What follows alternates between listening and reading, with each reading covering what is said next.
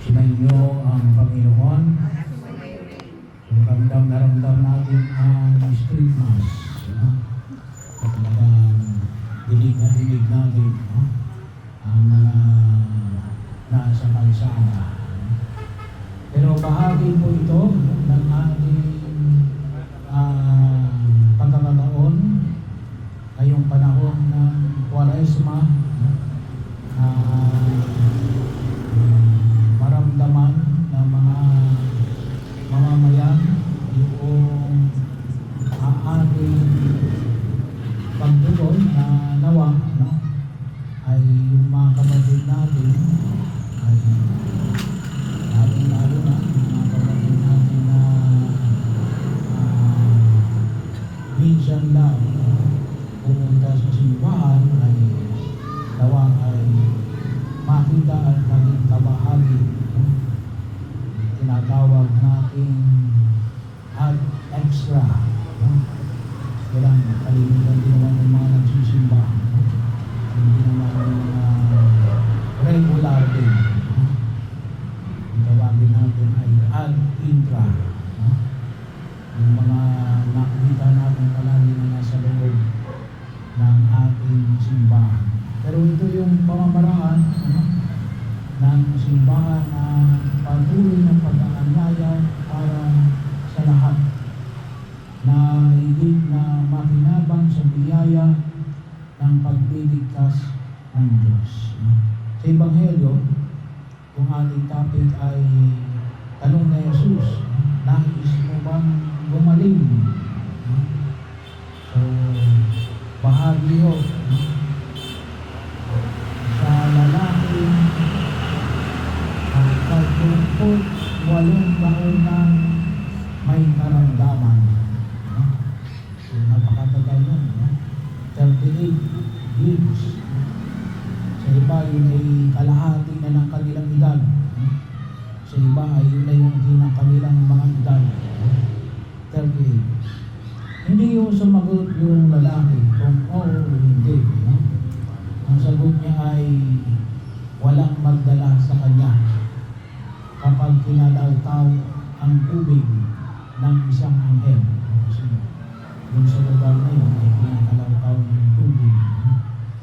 Bahagi yun na makita ko na yung mga tao ay nais na gumagaling, dinaroon, naghihintay sa pagkalawtaw ng tubig at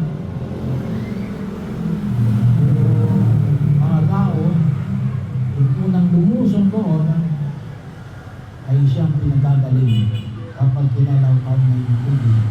Siya ay gawa ng kanyang karamdaman, hindi siya makapunta kaagad doon sa deposito ng tubig para siya ay mapagaling. Kaya si Jesus na mismo nagpagaling sa kanya. Pero yun yung tanong na Jesus, ibig mo ba na gumaling? Eh, lahat naman tayo gusto natin gumaling. Lahat tayo, kalimitan, yung mga nasa edad ng 40 mataas, lahat naman tayo nasa 40 mataas, maliban na lamang itong mga bata. Kalimitan mo yan ay talagang may mga maintenance na. Yung iba ay sabi ay Father, wala akong sakit. Baka naman hindi kayo nagpapacheck up, kaya hindi nyo alam na kayo may sakit. Pero kung talagang wala kayong sakit, ay salamat. Pero mahalaga yung regular check up para makita natin kasi tawag ako natin yung age ng 40, yan o ay yung age na kung saan hindi na ho yung cell natin, hindi na ho nag-regenerate. Kalimitan, hindi na ho yan mahina na yung regeneration para makita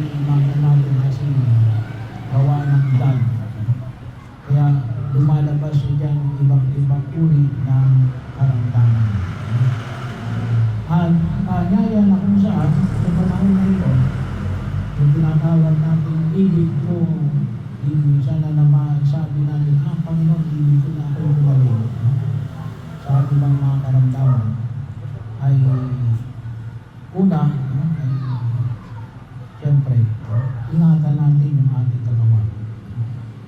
Ingatan natin yung ating katawan.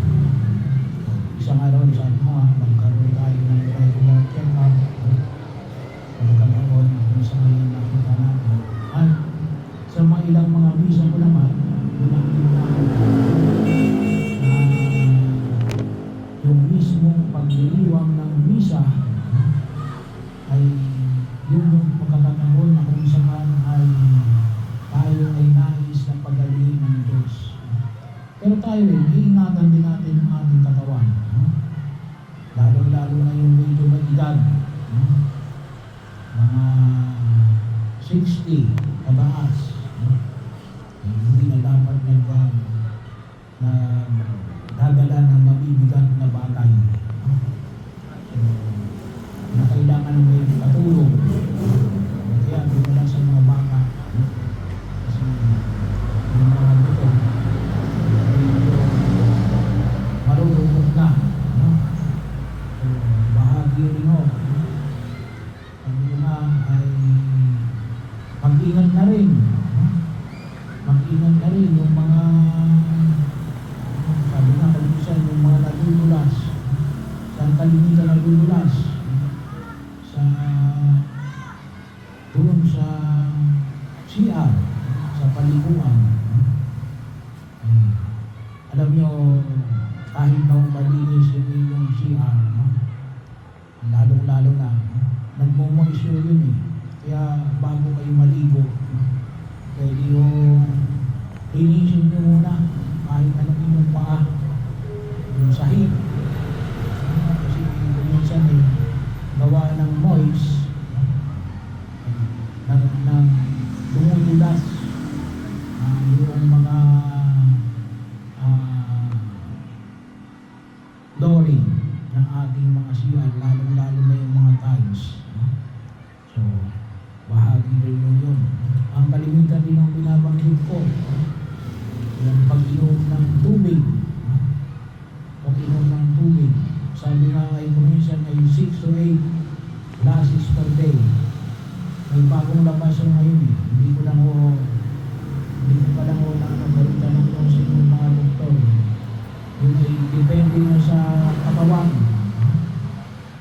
Depende sa bigat ng katawan kung ilang baso ng tubig at tayo ay parang iniinom. Kasi kuminsan hindi natin na mamalayan ay lumalapot ang ating dugo gawa ng dehydration. Kapag lumapot yung ating dugo, tayo ay prone sa heart attack at sa tawagin natin ay sakit sa puso. One time, yung isang youth, sabi sa akin, Father, pasensya na kayo, hindi ako nakapaglingkod last night. Bakit? Na-hospital ako. Kabataan yun, ha? Bakit daw? Dehydration. Kulang sa tubig. Kaya siya na-hospital. Kaya mahalaga ko na mag-inom din tayo ng sapat na tubig. So, paano natin malalaman? Sabi ko nga, kapag tutuyuan mo ninyo ang inyong lalamunan, ang inyong bibig, may mga signs o yan na kayo ay dehydrated.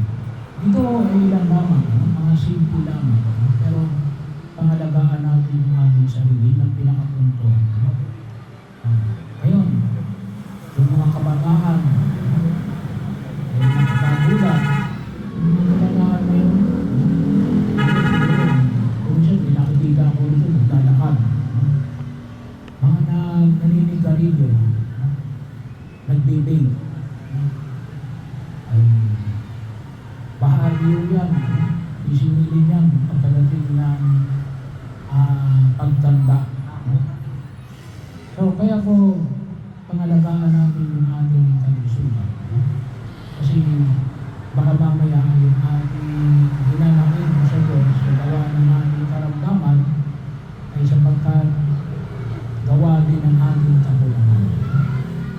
Pero yun yung mahalaga. Nais ng Diyos na tayo ay pagalingin. Kaya nga binigyan niya rin ng importansya na siya ay nagpapagaling kahit na sa araw ng pamamahinga. At sa Ebanghelyo ngayon, kaya niya pinagaling yung mayroong 35 years. Sorry, 38 years. 38 years sa may sakit. Biro mo yun, napakatagal. Kasi nga, hindi lamang sa tagal o talim, walang maglusog sa kanya sa tubig. Kaya pinagaling niya. So yung siguro may tatanong natin na kung bakit sinabi ni Jesus na doon sa pinagaling niya na dalhin yung kanyang higaan kahit ng araw ng pamamahinga. Sa luma, sapagkat binibigyan ng pagkamahalaga ni Jesus yung alin, yung kaligtasan natin kaysa yung batas ng araw ng pamamahinga. Pangalawa, kasi yun ay pagkilala ng alin, ng tagumpay, ng kagalingan laban sa karamdaman. So bahagi ko yun. Tagumpay yun ng pagkilos ng Diyos laban sa karamdaman. Kasi bakit?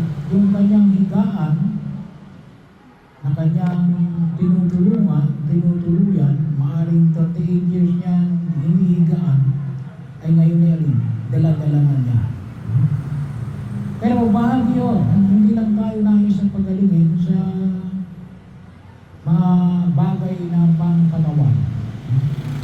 Eh masabi na doon sa lalaki pinagaling niya, pinagaling ka na. So huwag ka nang magkasala.